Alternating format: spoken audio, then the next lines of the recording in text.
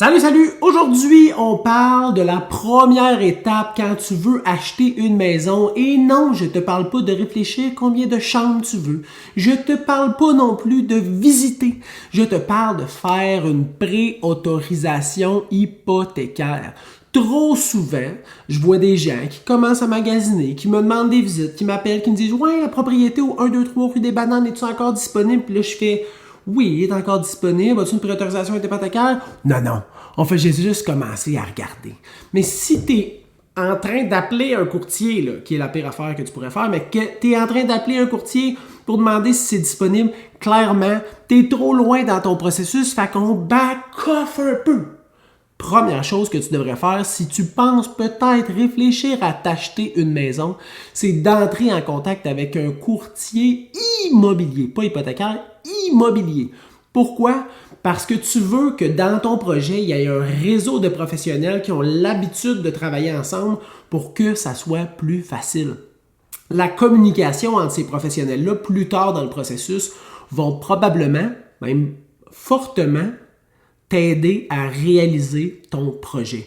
Parce que des fois, là, ils ont besoin de se parler, de trouver des plans de match ensemble pour que toi, tu réussisses à avoir l'offre d'achat ou à avoir le financement ou à avoir la négociation nécessaire pour que tu veuilles réaliser ou que tu puisses réaliser ton projet.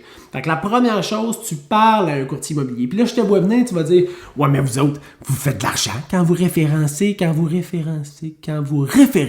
un courtier hypothécaire. Ben oui, on a souvent des ententes de rétribution, hein, mais ça change rien. Je veux dire, on va pas essayer de traficoter une transaction qui va pouvoir nous coûter notre permis pour faire 500$ de plus sur une transaction, mais peut-être perdre notre permis et puis pouvoir pratiquer notre profession.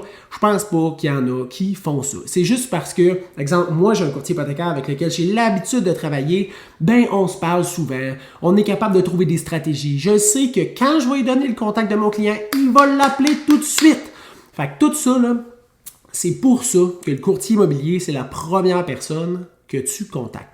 La deuxième personne que tu vas contacter, c'est le courtier hypothécaire pour lui donner toutes les informations pour qu'il puisse faire ta préautorisation hypothécaire. Une fois que tu vas avoir ça, là, on va savoir c'est quoi le montant avec lequel on est capable de travailler. Puis là, ça se peut qu'ils te disent « T'es bon pour 600 000, tu fasses comme, c'est quoi le paiement de 600 000? Aucune chance que je paye 600 000 une maison. » Puis tu vas dire à ton courtier immobilier « Hey, regarde, moi, c'est 450 000 maximum, mais je peux aller jusqu'à 600 000. » By the way, sors la préautorisation hypothécaire la plus élevée possible pour démontrer que tu n'es pas à la gorge quand tu fais ton offre d'achat.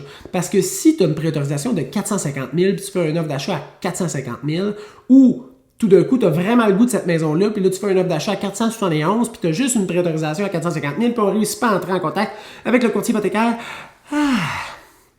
tu vas déjà être préparé. Tu comprends-tu? Puis tu vas montrer que tu n'es pas à la gorge. Là, là. Fait que la pensée populaire qui est de « Ouais, mais il va savoir que je peux avoir 150 000 de plus, fait que il va essayer de me faire une contre-proposition pour aller chercher plus. » Non. Mais le courtier immobilier, quand il va présenter ton offre d'achat, il va pouvoir démontrer que vous avez été diligent et que vous n'êtes pas allé vous accoter au plus haut possible de ce que vous pouviez vous permettre.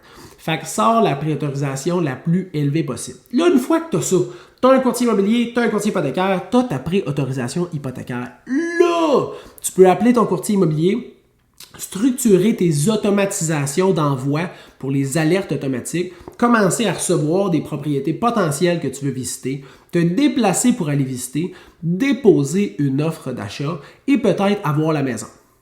Petit plus que je pourrais dire, ça c'est comme toutes les étapes sont là. Mais le petit plus, change pas de job, change pas ce qui peut atteindre à ta solvabilité, fait achète-toi pas un bateau. Achète-toi pas un nouveau char qui monte tes paiements. Hein? Rien qui pourrait venir atteindre ta solvabilité. Puis essaye de garder une préautorisation qui est faite vraiment proche de la date où tu vas déposer une offre d'achat. Comme ça, ton courtier, qui va faire une bonne job parce que tu l'as choisi, quand il va appeler le vendeur puis le courtier du vendeur pour présenter ton offre d'achat, il va pouvoir dire des points comme vous pouvez voir, la préparation de mes clients est excellente. On a fait une préautorisation hypothécaire largement au-dessus du prix qu'on vous offre aujourd'hui, donc il n'y a pas de stress au niveau de leur solvabilité.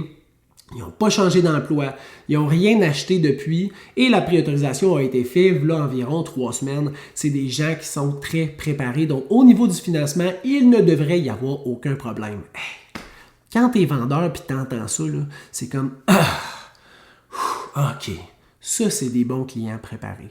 Fait que les étapes, là, courtier immobilier, courtier hypothécaire, automatisation d'alerte, visite et dépôt d'offres d'achat sans changement dans ta situation. Si tu fais ça, tu as toutes les étapes pour que tu puisses te donner le plus de chances de réaliser le plein potentiel de tes rêves immobiliers. Si jamais tu as des questions, tu peux toujours m'écrire au info@serviceimmobilier.ca, info@serviceimmobilier.ca au singulier. Et ça va me faire plaisir de te donner un coup de main. J'espère que cette capsule-là t'a servi à quelque chose et que tu as appris ou que ça t'a freiné et tu as fait comme « Oh fuck, on a dépassé une étape, on est mieux de back off puis de revenir en arrière pour être sûr de bien faire les choses. » Si tu as des questions, tu m'écris. Ça m'a fait plaisir de te faire cette capsule-là et on se revoit bientôt.